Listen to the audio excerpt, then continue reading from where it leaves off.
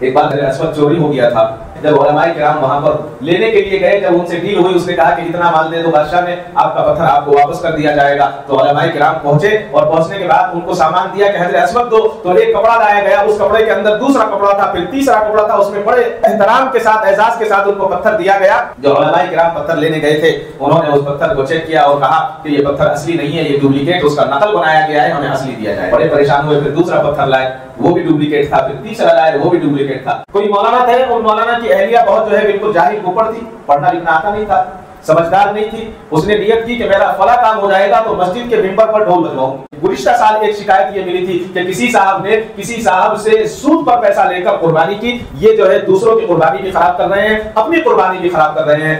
الا بذکر اللہ تطمئن القلوب۔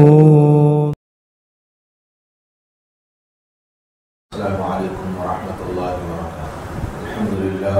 الحمد للہ نحمده ونستعینه ونستغفره ونؤمن به ونتوکل علیہ ونعوذ باللہ من شرور انفسنا ومن سیئات اعمالنا، من يهده الله فلا مضل له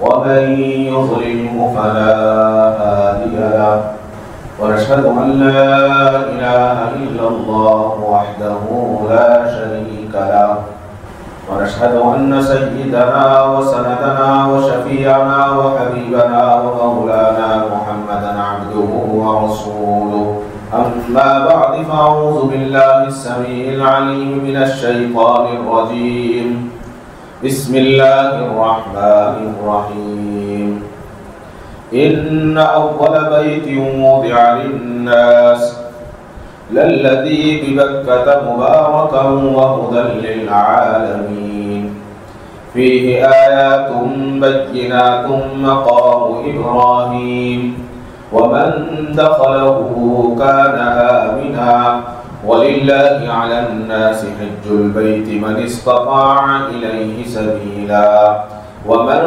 كفر فإن الله غني عن العالمين۔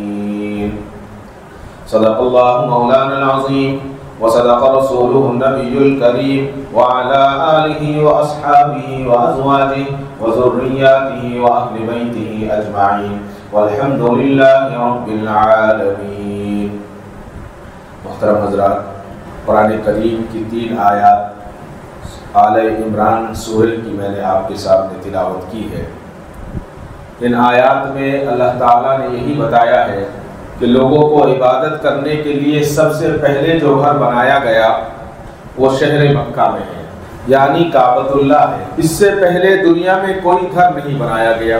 لوگ یہ سوچیں گے کہ گھر نہیں بنایا گیا تو کیا اس سے پہلے لوگ جھاڑ پر رہتے تھے؟ ایسا نہیں ہے، گھر تو بہت بنے، لیکن عبادت کے لیے جو گھر بنایا گیا وہ پہلا گھر کعبۃ اللہ بنایا گیا۔ اور ایک روایت یہ ہوئے جس میں اللہ تعالیٰ نے حضرت جبرائیل امین علیہ السلام کو حضرت آدم اور حضرت حوا علیہ السلام کے پاس بھیج کر یہ حکم دیا کہ کعبۃ اللہ کی تعمیر کریں۔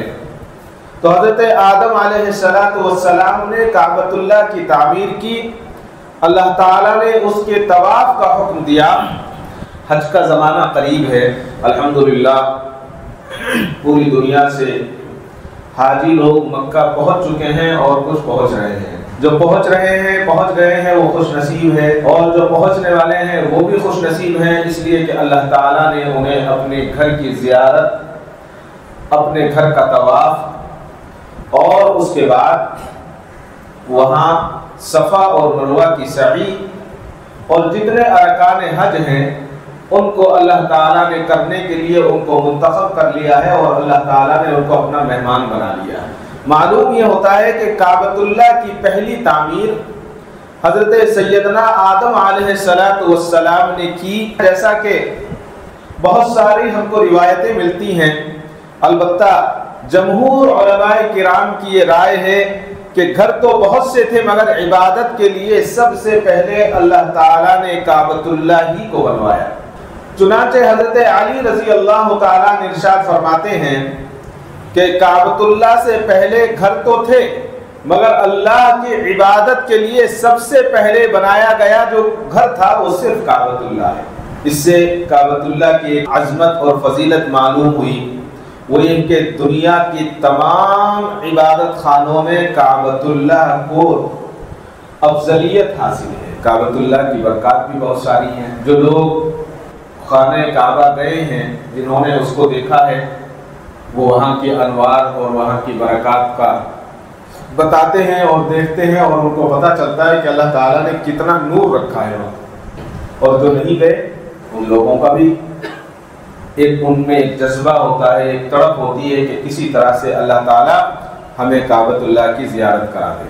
ہر مومن کا، ہر مسلمان کا جو ہے یہ ایک خواب ہوتا ہے، اور اس کی دلی آرزو ہوتی ہے، اس کی تمنا ہوتی ہے کہ کسی طرح سے اللہ تعالیٰ اپنا گھر بلا لے اور اپنا گھر دکھا دے۔ کعبۃ اللہ کی دوسری فضیلت یہ ہے کہ اس کو مبارکہ کہا گیا ہے، یعنی برکت والا۔ کعبۃ اللہ جو ہے منبع برکات ہے، مخزن برکات ہے۔ یہاں یہ جان لینا ضروری ہے، برکات دو قسم کی ہوتی ہیں، ایک ظاہری برکات، دوسری روحانی برکات۔ کعبۃ اللہ میں دونوں قسم کی برکات موجود ہیں۔ کون نہیں جانتا کہ مکہ ایک ریگستانی علاقہ ہے، وہاں پر کوئی چیز پکائی نہیں جاتی، کوئی چیز جو ہے اگتی نہیں ہے، بالکل ریتیلی زمین ہے، لیکن اس کے باوجود کعبۃ اللہ کی برکت یہ ہے کہ دنیا کا ہر پھل اور ہر موسم میں وہاں ہر وقت مل جاتا ہے۔ دنیا کی ساری ترکاری وہاں ملتی ہے، یہ دنیاوی برکات، ظاہری برکات ہے۔ دنیا کا سارا کپڑا وہاں ملتا ہے، دنیا کے سارے فروٹس وہاں ملتے ہیں، دنیا کی ساری نعمتیں اللہ تعالیٰ نے جو حلال رکھی ہیں مسلمان کے لیے، ہر نعمت وہاں ملتی ہے اور ہر آدمی اس سے فائدہ اٹھاتا ہے۔ وہ صرف مکے کے لوگ نہیں اٹھاتے، بلکہ مکے کے علاوہ جو دنیا بھر کے لوگ وہاں جاتے ہیں عمرہ کرنے کے لیے، حج کرنے کے لیے، وہ لوگ بھی اس کا بھرپور فائدہ اٹھاتے ہیں۔ باطنی برکات جو ہے وہ انسان محسوس کرتا ہے، وہاں پر جانے کے بعد جو اس کے کام ہوتے ہیں وہ کام اللہ تعالیٰ سے کروا لیتا ہے، دعا کرتا ہے، جو اس کو سکون ملتا ہے اور گناہوں سے پاک ہو جاتا ہے، وغیرہ وغیرہ۔ یہ ساری چیزیں ہیں، اس سے اندازہ ہوتا ہے کہ دونوں برکات جو ہے وہاں پر ہیں، دونوں چیزیں وہاں پر ہیں، اور انسان اس کو محسوس بھی کرتا ہے۔ حضرت ابراہیم علیہ السلام نے جب اپنی زوجہ حضرت حاجرہ اور شیرخوار بچہ حضرت سیدنا اسماعیل علیہ السلام کو مکے کے بے آب و گیا میدان میں لے جا کر بسایا تو آپ نے ایک دعا کی تھی۔ دعا کیا تھی؟ قرآن نے کہا ہے وَارْزُقْهُم مِّنَ الثَّمَرَاتِ لَعَلَّهُمْ يَشْكُرُونَ، ترجمہ جس کا یہ ہے کہ اللہ ان کو اور یہاں کے لوگوں کو ہر قسم کے رزق عطا فرما۔ اللہ تعالیٰ نے حضرت ابراہیم علیہ السلام کی اس دعا کو قبول فرمایا، اور قبول فرمانے کے بعد آج بھی وہ دعا جو ہے ہمارے لیے بھی، ہمارے حق میں بھی قبول کی گئی ہے، اور جو بھی لوگ وہاں عمرے کے لیے جاتے ہیں اور حج کے لیے جاتے ہیں اللہ تعالیٰ نے ان کے رزق کو کھول دیا، اس قدر کھول دیا ہے کہ آدمی کی آنکھیں حیران رہ جاتی ہیں، اس کا تصور نہیں کر پاتا۔ قسم ہا قسم کے کھانے، قسم ہا قسم کے پھل، قسم ہا قسم کی سبزیاں، یعنی تمام کی تمام چیزیں اللہ تعالیٰ نے وہاں رکھی ہیں۔ اور خانہ کعبہ ایک ایسی چیز ہے اور ایسی جگہ ہے جو دنیا میں کسی اور جگہ پر نہیں ہے۔ روزہ ہے دنیا میں کہیں بھی آپ رہیں وہاں رکھ سکتے ہیں، زکوٰۃ آپ کہیں بھی رہیں وہاں ادا کر سکتے ہیں، نماز آپ کہیں بھی ہیں وہاں ادا کر سکتے ہیں، صدقہ آپ کہیں بھی دے سکتے ہیں، یعنی ساری عبادات کر سکتے ہیں۔ لیکن جب حج کا معاملہ آتا ہے تو کوئی بھی ہو، کہیں کا بھی ہو، کیسا بھی ہو، اس کو حج اگر کرنا ہے تو خانہ کعبہ میں جانا ہوگا، وہاں کا طواف کرنا ہوگا، سعی کرنی ہوگی، اور صفا اور مروہ پر جانا ہوگا، اسی طرح سے مینا جانا ہوگا، مزدلفہ جانا ہوگا، اور عرفات کے میدان میں جائے گا، اس کے بعد اس کا حج جو ہے قبول مانا جائے گا، یعنی مکمل مانا جائے گا۔ تو یہ حج ایک ایسا عمل ہے۔ ایک واقعہ ہے، حضرت شیخ عبد القادر جیلانی رحمۃ اللہ علیہ جو اپنے زمانے کے جلیل القدر علماء میں سے تھے، اولیاء میں سے تھے، اور بہت بڑے فقیہ بھی تھے، آپ عالم بھی تھے۔ لوگ یہ سمجھتے ہیں کہ صرف حضرت بزرگ تھے، بزرگ کے ساتھ ساتھ حضرت بہت بڑے عالم تھے، بہت بڑے فقیہ تھے۔ حضرت کے پاس ایک مسئلہ آیا، ایک شخص تھا حضرت کے زمانے میں، اس نے ایک منت مانی اور منت یہ مانی کہ اللہ اگر میرا یہ کام ہو گیا تو اس کام کے ہونے کے بعد میں ایک ایسی عبادت کروں گا کہ وہ عبادت اس وقت کوئی دوسرا نہ کر رہا ہو۔ انسان جذبات میں بڑی بڑی منتیں مانتا ہے، جو چاہے کہہ دیتا ہے۔ اب وہ کام اس کا پورا ہو گیا، پورا ہونے کے بعد اس کے ذہن میں آیا کہ میں نے جو منت مانی تھی کہ ایک ایسی عبادت کروں گا اللہ تعالیٰ کی، اس وقت وہ عبادت کوئی نہ کرتا ہو۔ اب اس نے ٹٹولنا شروع کیا کہ نماز کیسے پڑھوں میں، ایسے نماز پڑھوں کہ کوئی نہ پڑھ رہا ہو، یہ تو ممکن ہی نہیں ہے۔ دنیا کے کسی نہ کسی کونے میں کہیں نہ کہیں اس وقت بھی نماز ہو رہی ہوگی۔ اب اذان کی ترتیب اگر ہم دیکھ لیں تو ملیشیا سے اذان شروع ہوتی ہے اور پھر لندن یا امریکہ میں جا کر ختم ہوتی ہے۔ اذان تواتر کے ساتھ 24 گھنٹے ہوتی رہتی ہے۔ وہاں اس نے کہا کہ پھر دوسرا عمل تو ایسا ہے کہ میں روزہ رکھ لوں، لیکن روزے کا عمل بھی ایسا ہے کہ دنیا میں کسی نہ کسی نے ایک دن روزہ رکھا ہوگا۔ صرف 2 دن ایسے ہیں، 3 دن ایسے ہیں جس دن روزہ نہیں رکھا جاتا۔ عید کا دن جو ہوتا ہے، عید کے دن وہ بھی روزہ نہیں رکھ سکتا۔ تہجد پڑھ لوں، تسبیح پڑھ لوں، زکوٰۃ دے دوں، صدقہ کر دوں، ساری عبادات وہ تلاش کرتا ہے لیکن اس کو کوئی عبادت نہیں ملتی۔ ایسی عبادت کہ صرف ایک آدمی اس وقت عبادت کرے اور کوئی دنیا میں نہ کرے۔ منت تو مان لی تھی، بڑا پریشان ہوا۔ بالکل یہ منت ایسی ہی ہے، یہی کہتے ہیں کہ منت بھی جب مانے تو سوچ سمجھ کر آدمی نیت کرے۔ کوئی مولانا تھے، ان مولانا کی اہلیہ بہت جو ہے بالکل جاہل اوپر تھی، پڑھنا لکھنا آتا نہیں تھا، سمجھدار نہیں تھی۔ اس نے نیت کی کہ میرا فلاں کام ہو جائے گا تو مسجد کے ممبر پر ڈھول بجواؤں گی۔ عجیب منت ہے، کام ہو گیا۔ کام ہونے کے بعد اس نے کہا کہ میں نے منت مانی ہے مولانا سے کہ آپ جو ہے مسجد کے ممبر پر ڈھول بجوائیں۔ مولانا نے کہا یہ تو ناجائز کام ہے، پہلے بھی ناجائز ہے اور ویسے بھی مسجد کے ممبر پر کیسے ڈھول بجا سکتے ہیں؟ انہوں نے کہا میں نہیں جانتی، اگر منت پوری ہوتی ہے تو میں گھر میں رہوں گی، نہیں تو میں چلی جاؤں گی۔ بڑے پریشان ہوئے، آخر کار جب تھک گئے، انہوں کو کوئی راستہ نہیں ملا تو انہوں نے کہا کہ ٹھیک ہے ممبر کے نیچے ڈھول رکھ دیا جائے۔ ڈھول منگوا لیا، عصا لے کر بیان کرنے بیٹھے، عصا لے کر کہا کہ دیکھو یہ ڈھول ہے، اگر ادھر سے ماریں گے بھی تو ناجائز ہے، ادھر سے ماریں گے بھی تو ناجائز ہے۔ مسئلہ یہ ہے کہ اس طرح کی منتیں ماننی چاہیے جس طرح کی منتیں آسانی سے آدمی کر سکتا ہے۔ اب جب یہ آدمی بچل گیا اور پھنس گیا کہ کیا منت ہے اور اس کا حل کیا نکلے، تو اس وقت کے سب سے بڑے بزرگ جو تھے، عالم تھے، فقیہ تھے، حضرت شیخ عبد القادر جیلانی رحمۃ اللہ علیہ کی خدمت میں گیا۔ کچھ اور بھی اس کے دوست احباب گئے اور جا کر اپنی پریشانی کو سنایا کہ حضرت ایک منت مانی ہے، منت یہ ہے کہ کوئی بھی میں ایسا کام، ایسی عبادت کروں گا اس وقت اس عبادت کو دوسرا نہیں کر رہا ہوگا۔ حضرت نے کہا کہ ٹھیک ہے، ایک ایسی عبادت ہے تم کر سکتے ہو۔ اب خوشی ہوئی کہ کیا عبادت ہے؟ کہا کہ تم مکہ چلے جاؤ اور مکہ جانے کے بعد خانہ کعبہ کے اندر جاؤ اور خانہ کعبہ میں جانے کے بعد وہاں پر جو لوگ طواف کر رہے ہوں گے ان لوگوں کو روک دینا، طواف کرنے والوں کو، اور یہ کہنا کہ یہ میری منت ہے، اس لیے اس منت کو پورا ہو جانے دو، اللہ کے لیے آپ 5-10 منٹ رک جاؤ تاکہ میں طواف کر لوں، اور آپ طواف کر لینا۔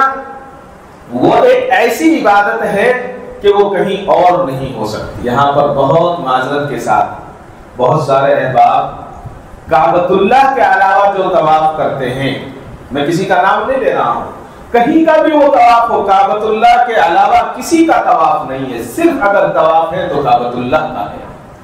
تو وہ گئے اور انہوں نے جو طواف کرنے والے تھے وہ سادہ زمانہ تھا، مختصر سے لوگ ہوا کرتے تھے، اور انہوں نے وہاں جانے کے بعد ان تمام سے گزارش کی، درخواست کی، اعلان کیا کہ میں نے ایک اس طرح کی منت مانی ہے کہ وہ عبادت کوئی اور نہ کرے جو اس وقت میں عبادت کروں۔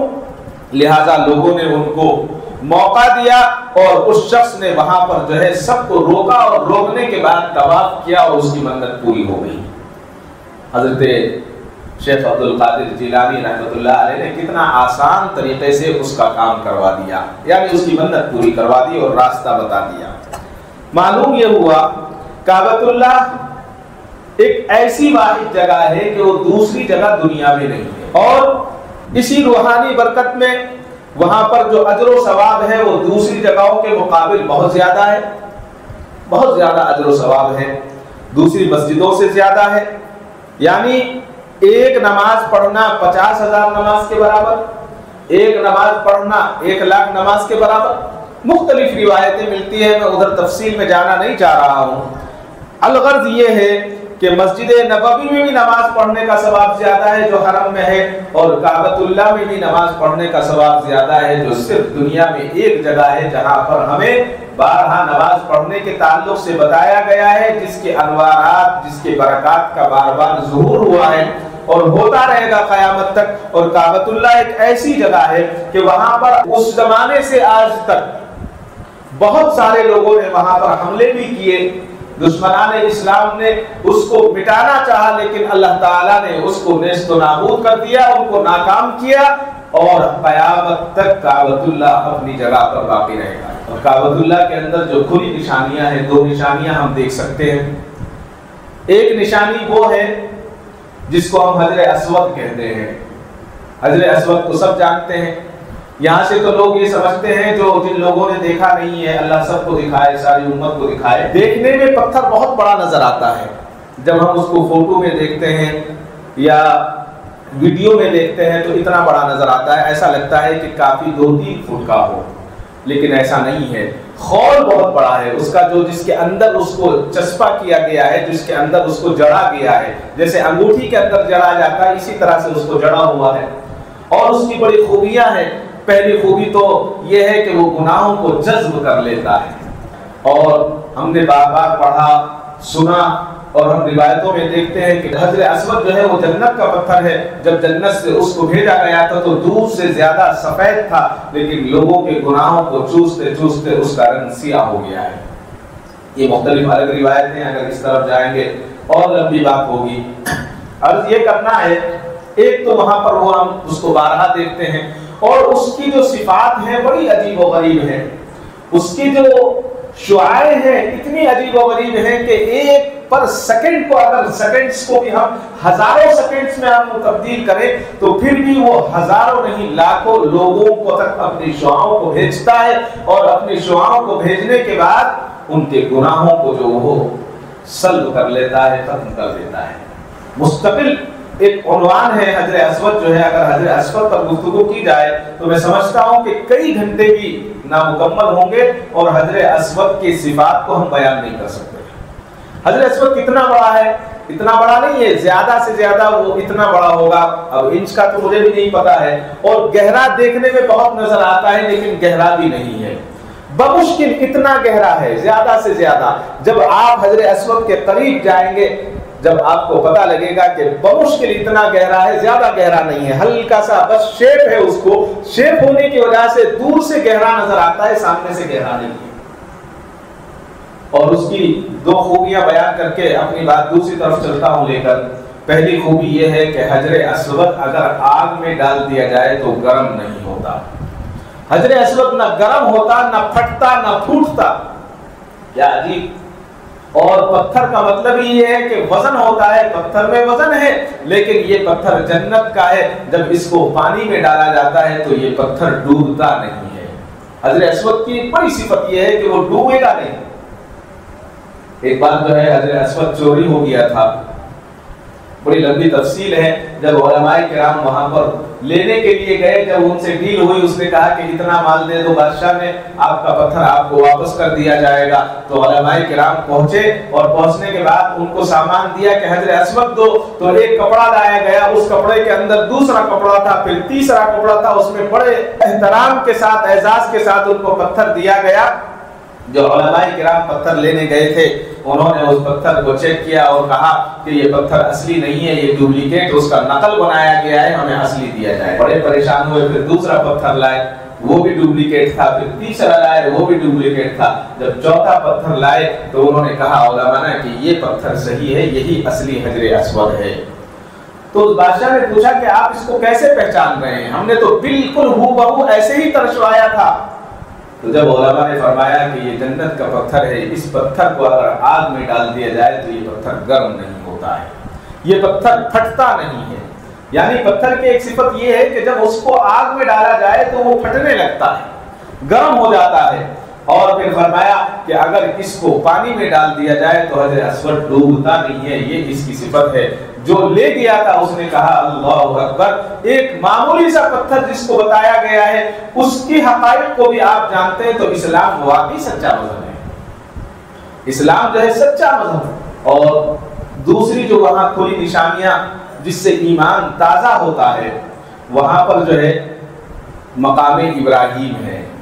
مقام ابراہیم پر جو پتھر رکھا ہوا ہے اس میں حضرت سیدنا ابراہیم علیہ السلام کے قدموں کے نشان ہیں، قدم مبارک کے نشان ہیں۔ اور اگر اس زمانے کا کہا جائے تو اس زمانے کا وہ اسلیٹر بھی تھا، اور یہ کہہ سکتے ہیں آپ جو ہے لفٹ بھی تھی، یعنی کوئی بھی نام آپ اس کو دے سکتے ہیں۔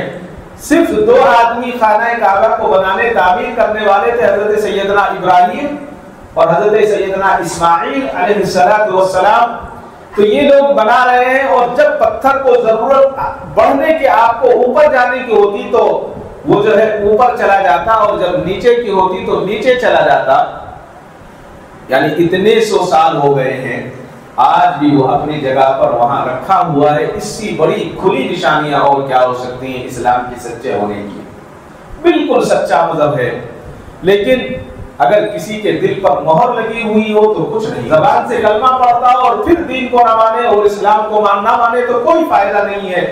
یہ جو سوشل میڈیا ہے، یہ جو الیکٹرانک میڈیا ہے، اس نے ہمارے ایمانوں کو متزلزل کر دیا ہے، خراب کر دیا ہے۔ آج ہم اس پر مختلف لوگوں کی جو بے ایمان لوگ ہیں جو اسلام کے تعلق سے کمنٹس کرتے ہیں، ہم ان کو پڑھتے ہیں، اور پڑھنے کے بعد اس طرف ہمارا دماغ جانے لگتا ہے اور سوچنے پر مجبور ہو جاتے ہیں یہ کیوں ہے؟ واقعی یہ ایسا ہو سکتا ہے، ہمیں سوچنے کی ضرورت ہی نہیں ہے، اس لیے کہ یہ وہ گھر ہے جس گھر کا اللہ تعالیٰ نے دنیا میں سب سے پہلے جو گھر بنایا گیا وہ خانہ کعبہ ہے، جو عبادت کے لیے تیار کیا گیا وہ خانہ کعبہ ہے۔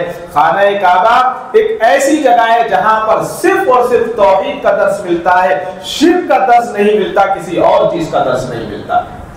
لیکن افسوس، ایک طرف لوگ جانے کے لیے تڑپتے ہیں، ایک طرف لوگ وہاں سجدہ کرنے کے لیے ترستے ہیں، اور آج ایک بہت بڑی تعداد ایسی بھی ہے جو لوگ تفریح کے لیے جا رہے ہیں۔ پہلے حج کا نام آتے ہی، عمرے کا نام آتے ہی جو عبادت کا اس کا جو دلوں کے اندر تقدس پیدا ہوا کرتا تھا وہ تقدس کم ہوتا جا رہا ہے۔ اس کے کم ہونے کی وجہ میں بہت معذرت کے ساتھ کہوں گا کہ نام کا بھی اثر پڑتا ہے۔ پہلے تو یہ کہا جاتا تھا کہ حرم کے سفر پر جا رہے ہیں، حرم کی زیارت کے لیے جا رہے ہیں، زیارات کا معاملہ ہوا کرتا تھا، حرم کو دیکھنے کے لیے جا رہے ہیں۔ لیکن اب زیارات ہٹ گئی، تقدس ہٹ گیا، حرم کا نام ہٹ گیا، اس کی جگہ پر ٹور لگا دیا گیا۔ اب ٹور کے لیے جا رہے ہیں۔ جب نیت جیسی ہوتی ہے ویسا ہی کام ہوتا ہے۔ رشتہ داروں کے لیے 2 چیزیں ہیں، وہ 2 چیز کریں ان کے لیے۔ ایک چیز تو یہ کریں کہ ان سے دعا کی درخواست کریں، بس اس سے زیادہ نہیں۔ آج کل کیا ہے، حاجی جا رہا ہے تو مختلف لوگ جو ہے اپنے دوست احباب مختلف ان سے فرمائشیں کرتے ہیں، ہر چیز یہاں ملتی ہے۔ پہلے کھجور نہیں ملتا تھا، اب کھجور بھی ملنے لگی الحمدللہ، لیکن وہ لے کر آتے ہیں۔ زمزم نہیں ملتا، وہ زمزم لاتے ہیں، کھجور لاتے ہیں، اس سے بڑی چیز نہیں ہے۔ اور حاجی سے دعا کی درخواست کی جائے، اور دوسری درخواست اللہ کے نبی صلی اللہ علیہ وسلم کے روزے پر سلام کی درخواست کی جائے، بس یہ 2 درخواستیں ہیں، اور آنے کے بعد اس سے دعا لی جائے۔ لیکن اب معاملہ الگ ہے، اب تو یہ ہے کہ جب تک حاجی جا رہا ہے اس کے گلے میں پھول کا ہار یا جیسا بھی ہار ڈال کر ہم سیلفی نہیں لیں گے تو سمجھیں گے نہیں کہ ہم نے اس کا حق ادا۔ حج ایک ایسی چیز ہے کہ حج سوائے ایک جگہ کے اور کہیں نہیں ہو سکتا، اور حج فرض ہے، اور حج کا فرضیت کا جو اعلان کیا گیا ہے وہ ساری تفصیلات آپ نے بار بار سنی ہیں، میں اس طرف نہیں جانا چاہ رہا ہوں۔ میں عرض یہ کرنا چاہ رہا ہوں کہ حج ایک ایسا عمل ہے جو شوق کے ساتھ کیا جاتا ہے، حج ایک ایسا عمل ہے جو اللہ کی رضا کے لیے کیا جاتا ہے، حج ایک ایسا عمل ہے جب انسان حج کر لیتا ہے تو وہ گناہوں کو بھول جاتا ہے۔ پہلے زمانے میں اگر کسی گاؤں میں ایک حاجی ہوتا تھا تو پورا گاؤں اس کا احترام کیا کرتا تھا، اس لیے کہ وہ بھی اسی طرح رہا کرتا تھا۔ حج سے آنے کے بعد اس کی زندگی بدل جایا کرتی تھی، حج کیے ہوئے 30 40 سال ہو جاتے اور انہی حج کے ایام کو یاد کرتا اور روتا تھا اور لوگوں کو سنایا کرتا تھا اور لوگ سنا کرتے تھے۔ لیکن آج احترام نکل گیا، اس لیے ہم سننے کے لیے تیار نہیں ہیں۔ ہارون رشید بادشاہ تھے، خلیفہ تھے، حج کو جا رہے تھے، راستے میں کوفہ میں چند روز قیام کیا، اور جب قیام کیا تو لوگ بادشاہ کی سواری کو دیکھنے کے لیے دوڑ پڑے کہ ہارون رشید آئے ہیں اور ہارون رشید کی سواری کو دیکھیں گے۔ آج کل ہیلی کاپٹر کو دیکھنے کے لیے بچے جاتے ہیں، اسی طرح سے اس زمانے میں بادشاہ کی سواری بھی بڑی عالیشان سواری ہوا کرتی تھی، اس میں پردے رہا کرتے تھے، ہاتھی پر یا گھوڑوں پر ہو یا اونٹ پر سوار ہو کر چلا کرتے تھے۔ تو جب قیام رہا اور قیام کے بعد آپ نکلنے لگے تو بہلول مجنو جو ایک اللہ والے تھے وہ ایک کچرے کے ڈھیر پر جا کر بیٹھ گئے جہاں سے ہارون رشید کی سواری کو گزرنا تھا۔ جب ہارون رشید کی سواری وہاں سے گزری اور بچے ہٹنے لگے اور بڑے ہٹنے لگے کہ اب بادشاہ کی سواری گزر رہی ہے تو بہلول نے آواز دی، اے امیر المومنین، اے امیر المومنین، اے مسلمانوں کے بادشاہ ہارون رشید سنو۔ جب انہوں نے آواز دی تو ہارون رشید نے آواز کو پہچان لیا کہ یہ آواز بہلول مجنو کی ہے۔ انہوں نے فوراً اپنی سواری سے پردے کو اٹھایا اور پردے کو اٹھانے کے بعد کہا کہ بہلول لبیک، بہلول لبیک، میں حاضر ہوں بہلول، بتاؤ کیا بات ہے، کہو کیا بات ہے۔ تو بہلول نے کہا کہ امیر المومنین سنا ہے آپ حج کو جا رہے ہیں؟ کہنے لگے جی ہاں میں حج کو جا رہا ہوں۔ تو بہلول نے کہا مجھ سے ایمن نے یہ حدیث بیان کی ہے کہ حضرت قدامہ رضی اللہ تعالیٰ عنہ کہتے ہیں کہ جب حضور اقدس صلی اللہ علیہ وسلم حج کو تشریف لے جا رہے تھے تو میں نے مینا میں آپ کو ایک اونٹ پر سوار دیکھا جس پر ایک معمولی سی کجاوا تھا، نہ لوگوں کو سامنے سے ہٹایا، نہ بچوں کو ہٹایا، نہ بچوں کے ہٹنے کا شور تھا۔ امیر المومنین تیرا بھی اس سفر میں تواضع کے ساتھ چلنا تکبر سے بچ کر چلنے سے بہتر ہے۔ تکبر سے بچ کر چل، تکبر کے ساتھ نہ چل بلکہ تواضع کے ساتھ چل۔ یہ ایک معمولی سا مجنو، معمولی سا دیوانہ ہارون رشید امیر المومنین وقت کے بادشاہ کو جو ہے نصیحت کر رہے ہیں۔ یہ نصیحت جب سنی ہارون رشید رونے لگے، ہارون رشید رونے لگے اور اتنے روئے اور فرمایا کہ بہلول کچھ اور نصیحت کرو۔ تو بہلول نے کہا اللہ تعالیٰ تم پر رحم کرے، اور بہلول نے اس کے بعد ایک شعر پڑھا عربی کا۔ اس عربی کے شعر کا مطلب یہ تھا، مان لے، تسلیم کر لے کہ تو ساری دنیا کا بادشاہ بن گیا اور ساری دنیا تیری، ساری مخلوق تیری مطیع ہو گئی، سب کے سب تیری بات کو ماننے لگے۔ پھر کیا ہوا؟ کل کو تو بہرحال تیرا ٹھکانہ قبر کا گڑھا ہوگا، تجھے قبر میں جانا ہے، ادھر سے کوئی مٹی ڈال رہا ہوگا، ادھر سے کوئی مٹی ڈال رہا ہوگا۔ دنیا کا تو کتنا بھی بڑا بادشاہ بن جا، جب تو مرے گا تیرے اوپر مٹی ڈالی جائے گی۔ ہارون رشید نے جب سنا روتے رہے اور اس قدر روئے کہ آپ بے ہوش ہو گئے۔ اللہ اکبر۔ اس پر ہارون رشید روئے اور کہنے لگے بہلول تم نے بہت اچھی بات مجھے کہی ہے، کچھ کہو، تمہارے لائق اگر میں کچھ کر سکتا ہوں تو کوئی کام کرو، اگر تم کہو تمہیں مال دو، اللہ نے تمہیں جمال عطا کیا ہے۔ ہارون رشید سے اس نے کہا کہ مجھے تیرے مال کی ضرورت نہیں ہے اور اس جمال کا کوئی فائدہ نہیں ہے۔ جمال کا فائدہ جب ہے جب انسان خوبصورت وہ مانا جائے گا جو اپنے گناہوں سے بچتا رہے گا۔ ہارون رشید نے کہا کہ بہلول میں آپ کو کچھ انعام میں پیسہ دینا چاہتا ہوں۔ بہلول نے کہا مجھے آپ کے پیسے کی ضرورت نہیں ہے، آپ اپنا پیسہ رکھیں۔ پھر ہارون رشید کہتے ہیں میں تمہارا قرض ادا کرنا چاہتا ہوں۔ تو بہلول کہتا ہے قرض لے کر قرض ادا کرنا کون سی عقل مندی کا کام ہے؟ ارے تیرے پاس جو پیسہ ہے وہ تیرا نہیں ہے، یہ تو قوم کا پیسہ ہے، یہ تو رعایا کا پیسہ ہے، تو اس پیسے سے میرا قرض کیا ادا کر سکتا ہے؟ اس کے بعد اس نے کہا کہ اچھا تم ایسا کرو، تم تھوڑا سا وظیفہ تمہارے لیے میں مقرر کر دیتا ہوں بیت المال سے، تمہاری روزی کا کھانے کا انتظام ہوتا رہے گا۔ ہارون رشید کو جب یہ سنا تو بہلول نے کہا اللہ تعالیٰ کے بندے یہ مجال تیری کیا ہے کہ تو مجھے رزق دے، اللہ تعالیٰ تجھے بھی رزق دے رہا ہے اور مجھے بھی رزق دیتا رہے گا، اور فرمایا کہ تجھے میرے رزق کی فکر کی کوئی ضرورت نہیں ہے، میرا رزق تو اللہ دینے والے ہیں۔ اس کے بعد ہارون رشید نے سواری کا پردہ گرا دیا اور آگے چل دیے، اور آگے چلنے کے بعد آپ حج کو جا رہے تھے، حج کیا اور حج کے بعد واپس آئے۔ معلوم یہ ہوا ہے کہ جب انسان حج کو جاتا ہے تو اس کے دل کے اندر اللہ کا خوف ہونا چاہیے، اللہ کا ڈر ہونا چاہیے، اور اللہ سے ہی مدد حاصل کرنے کا اس کو یقین ہونا چاہیے۔ حضرت بہلول مجنوں ہمیں یہی آپ کی نصیحتوں سے یہی سبق ملتا ہے۔ یہ نصیحت کسی اور کے صرف ہارون رشید کے لیے نہیں تھی، بلکہ میرے اور آپ کی اور ساری امت کے لیے نصیحت۔ جب انسان اللہ کا ہو جاتا ہے اور اللہ کے راستے میں خرچ کرنے لگتا ہے تو اللہ تعالیٰ اسے نوازتے ہیں، اللہ تعالیٰ اسے خوب دیتے ہیں۔ جب آدمی کے پاس اتنا پیسہ ہو جائے کہ وہ آسانی کے ساتھ سفر حج کر سکے تو اس کے لیے ضروری ہے کہ وہ سفر حج کرے، وہ زندگی میں ایک ہی مرتبہ ہے۔ ایسا بھی نہیں ہے کہ ہر سال جائیں۔ بہت سارے لوگ اپنے بچوں کا پیٹ کاٹ کر، اپنے گھر والوں کا، اپنے رشتہ داروں کا، ان تمام کا جو ہے حق کو ختم کر کے ہر سال حج پر جاتے ہیں، یہ بھی غیر مناسب ہے۔ اگر اللہ نے تمام چیزوں کو ادا کرنے کے بعد سہولت دی ہے تو کوئی مومن اور کوئی مسلمان ایسا نہیں ہے جو کسی کو حج پر جانے سے روکے گا۔ بار بار جانا چاہیے، آدمی کو اگر سہولتیں ہیں تو کرنی چاہیے، لیکن شریعت کے حد میں رہتے ہوئے کیا جائے۔ ایسا نہیں کہ ہم حج پر جا رہے ہیں تو پورے محلے کی دعوت ہو، ہم حج پر جا رہے ہیں تو لوگ ہمیں حاجی کہہ کر بلائے، ہم حج پر جا رہے ہیں تو لوگ ہمارے حجوں کو گنوائیں۔ آج کل تو اور بڑی پریشانی ہے، لوگ جو ہے سن کے ساتھ حج کو گناتے ہیں خود بخود۔ میں 87 میں گیا تھا تو ایسا تھا، 94 میں گیا تھا تو ایسا تھا، 2006 میں گیا تھا تو ایسا تھا، خود بتاتے ہیں کہ میں نے کتنے حج کیے ہیں۔